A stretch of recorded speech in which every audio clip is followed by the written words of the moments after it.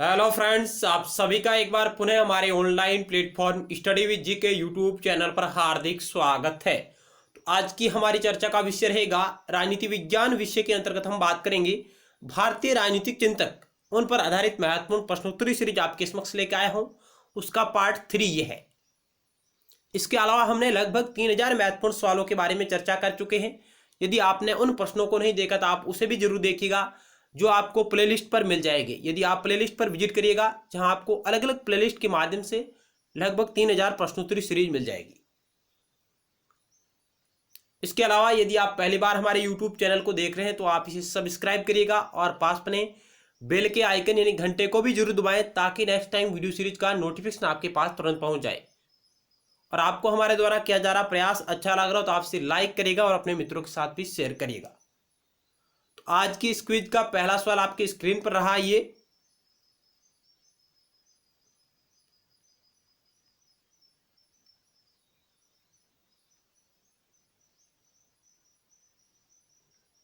निम्नलिखित में से कौन घोषित किया गया या करता है कि मेरे लिए आचार, नैतिकता और धर्म परिवर्तनीय शब्द हैं। धर्म के संदर्भ के बिना एक नैतिक जीवन रेत पर बने घर की तरह है।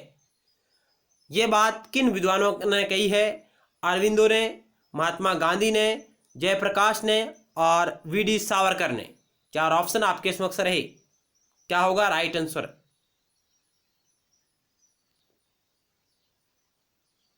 तो इस एक नंबर सवाल का राइट आंसर होगा ऑप्शन बी, महात्मा गांधी जी के ये शब्द है, उन्होंने ये बात कही थी। ऑप्शन बी आपका राइट आंसर हो जाएगा। आप वीडियो को रोककर आसानी से सवाल को और उत्तर को गैस कर सकते हैं। चलते हैं नेक्स्ट सवाल की ओर।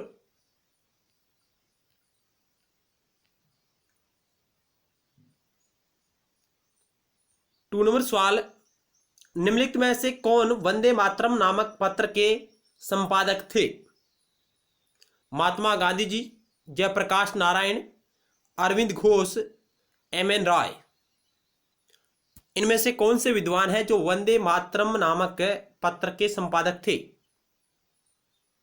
और आपकी एक्स्ट्रा जानकारी के लिए बता दूं कि इन्होंने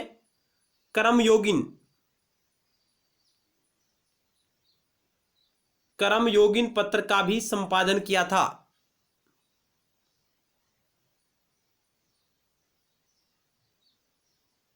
ऑप्शन सी राइट होगा, अरविंद घोष। जो बंगाल से प्रकाशित होता था वंदे मातरम नामक पत्र, अरविंद घोष संपादक थे। ऑप्शन सी राइट होगा। नेक्स्ट सवाल, भारत की सबसे पुरानी राजनीतिक पार्टी कौन सी है? भारतीय जनता पार्टी, भारतीय राष्ट्रीय कांग्रेस, भारतीय communist party, Bahujan Samaj party.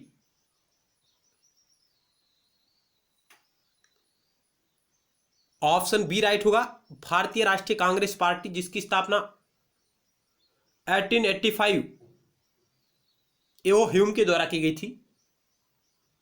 Option B right होगा।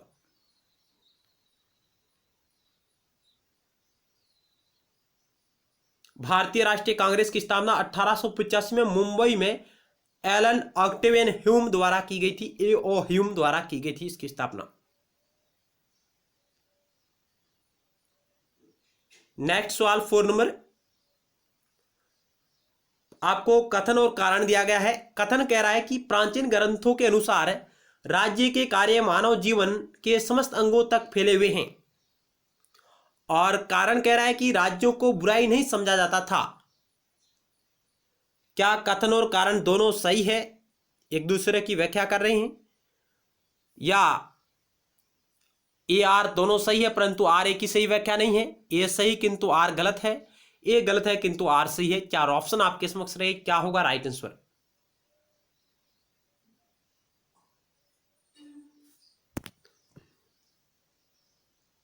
तो इस सवाल का ऑप्शन आपका ए राइट होगा। ए आर दोनों सही है, आर ए की सही व्याख्या है। ऑप्शन आपका ए राइट होगा। प्राचीन ग्रंथों के अनुसार राज्य के कार्य मानव जीवन के समस्त अंगों तक फैले हुए थे। राज्य को बुराई नहीं समझा जाता था। ऑप्शन आपका ये राइट होगा। नेक्स्ट सवाल, प्राचीन भारत में शासन व्यवस्था का सामान्य रूप क्या था? प्राचीन भारत में शासन व्यवस्था का सामान्य रूप क्या था? राजतंत्रीय, कुलीन तंत्र, लोकतंत्रीय और अरबतंत्रीय। ऑप्शन ए राइट होगा, राजतंत्रीय।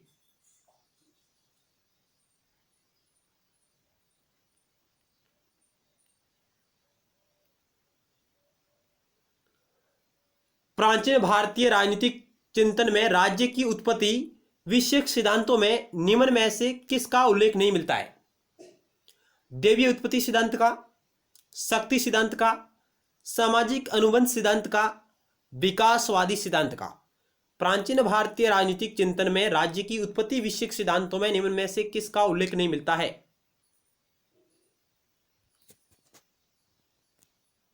इस सवाल का ऑप्शन बी राइट होगा, शक्ति सिद्धांत का उल्लेख नहीं मिलता है।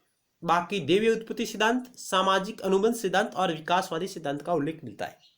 ऑप्शन बी आपका राइट होगा। नेक्स्ट 7 नंबर सवाल आपकी स्क्रीन पर रहा। कौटिल्य के अनुसार वार्ता ज्ञान की वह शाखा है जिसका संबंध है धन के उत्पादन से, प्रजा के कर्तव्य से, राज्य की कर्तव्य से और मोक्ष से।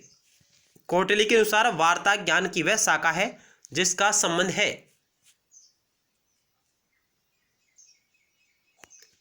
तो 7 नंबर सवाल का ऑप्शन आपका ए राइट होगा, धन के उत्पादन से।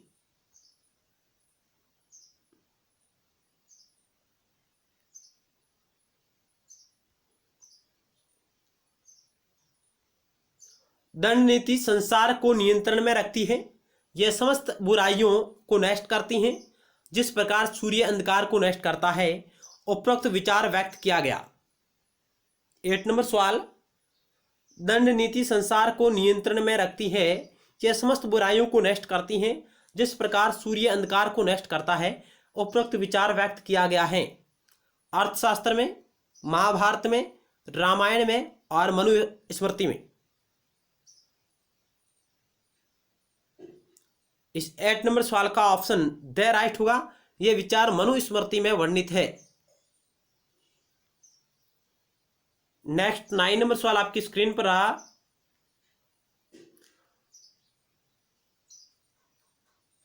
निम्नलिखित कथनों पर विचार कीजिए। पहला कथन है कि अंबेडकर के अनुसार टूटे फूटे मकान की रंगाई पुताई करके उसकी दुर्दशा को छुपा तो सकते हैं किंतु सुधार नहीं सकते।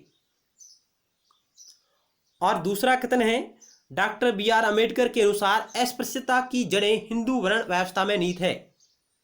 उपरोक्त कथनों में से कौन से सही है? केवल एक सही है, केवल दो सही है, पहला दूसरा दोनों सही है, इनमें से कोई नहीं। क्या होगा राइट आंसर इस सवाल का? ऑप्शन से राइट होगा, पहला और दूसरा दोनों कथन बिल्कुल सही है। अंबेडकर जी ने कहा कि टूटे फूटे मकान की रंगाई पुताई करके उसकी दुर्दशा को छुपा तो सकते हैं किंतु उसमें सुधार नहीं कर सकते। और उन्होंने कहा कि अस्पृश्यता की जड़ें हिंदू वर्ण व्यवस्था में निहित है। ये दोनों कथन बिल्कुल सही बात है। नेक्स्ट 10 नंबर सवाल आपकी स्क्रीन पर रहा। निम्नलिखित में से कौन सा भारतीय विचारकों द्वारा प्रतिपादित राज्य के सप्ताह सिद्धांत के 7 अंगों में नहीं है? 10 नंबर सवाल, निम्नलिखित में से कौन सा प्राचीन भारतीय विचारकों द्वारा प्रतिपादित राज्य के सप्तांग सिद्धांत के 7 अंगों में से नहीं है? स्वामी, पुरोहित, पुर और कौश।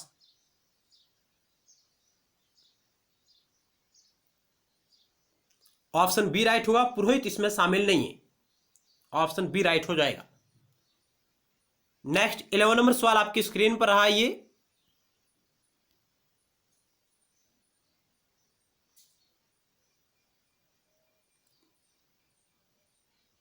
11 नंबर सवाल, एम के गांधी ने पूर्ण स्वराज, राम राज्य और सर्वोदय और पंचायती राज जैसे शब्दों का प्रयोग किया नागरिकता को निर्दिष्ट करने के लिए, अतीत के एक सुखद राज्यों को निर्दिष्ट करने के लिए, राजनीतिक दायित्वों को निर्दिष्ट करने के लिए, एक आदर्श राजनीतिक व्यवस्था निर्दिष्ट करने के लिए।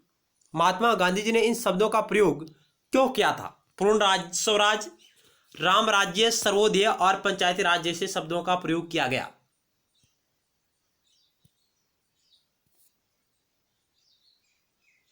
11 नंबर सवाल का ऑप्शन डी राइट होगा। एक आदर्श राजनीतिक व्यवस्था को निर्दिष्ट करने के लिए उन्होंने इन शब्दों का प्रयोग किया था। ऑप्शन दे राइट होगा।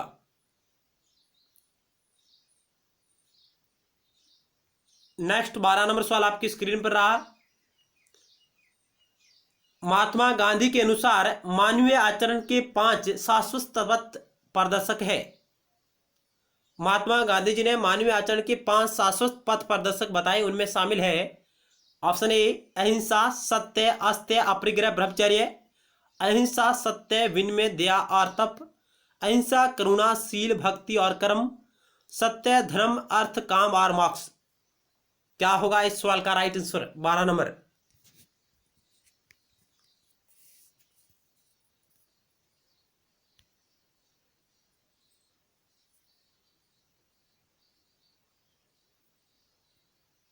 ऑप्शन ए राइट होगा। अहिंसा, सत्य, अस्त्य, अपरिग्रह और ब्रह्मचर्य, ये 5 उन्होंने शाश्वत पथ प्रदर्शक बताए थे, 5 नियम बताए थे। ऑप्शन ए राइट होगा। नेक्स्ट 13 नंबर सवाल है। बाल गंगाधर तिलक को भारतीय शांति का जनक किसने कहा? Lord Curzon, Annie Besant, Valentine Chirol, Romain Rolland.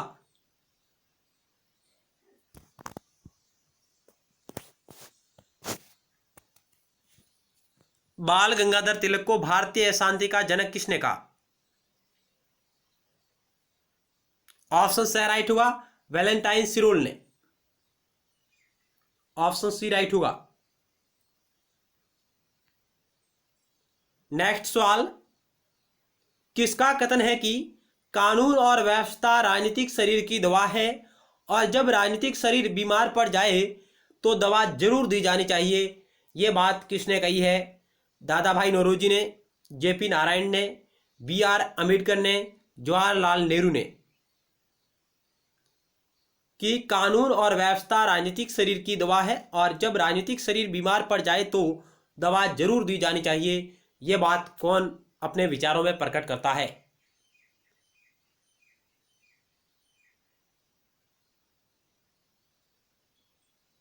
Option आपका सी राइट होगा। बी.आर. अम्बेडकर जी ने यह बात कही है। ऑप्शन सी राइट होगा, बी.आर. अम्बेडकर। नेक्स्ट 15 नंबर सवाल।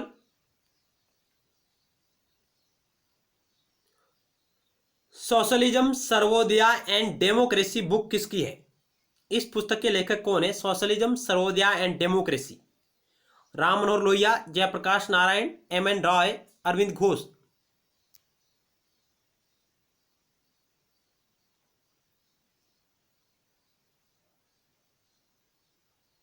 इस सवाल का ऑप्शन बी राइट होगा। Socialism, Sarvodaya and democracy book Jayaprakash Narayan की है और 1964 में यह प्रकाशित हुई। तो आज की क्विज यही समाप्त होती है। मिलते हैं नेक्स्ट टाइम एक नए टॉपिक के साथ और महत्वपूर्ण सवालों के साथ। धन्यवाद।